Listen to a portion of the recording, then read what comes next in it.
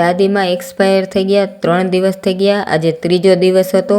બાજુમાં જ રહેતા હતા. અને આજે છે મારો બર્થડે અને બધાએ મને બહુ જ વિશ કર્યો, બહુ કોલ કર્યા અને બધાને થેન્ક યુ મારા તરફથી.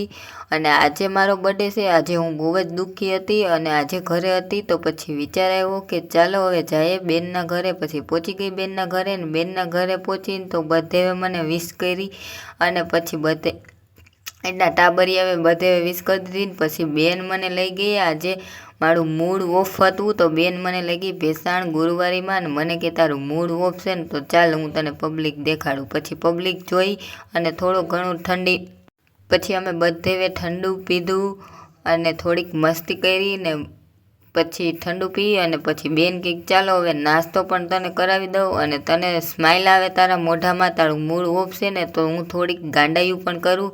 અને એની સાથે સાથે અમારા ટાબરિયા પણ ગાંડાયું કરતા હતા અને મસ્તી કરતા હતા. મજા આવી ગઈ. અને તમે બધાય પણ મને હેપી બર્થડે કમેન્ટમાં વિશ કરી દેજો. અને વિડીયો સારો લાગ્યો હોય તો લાઈક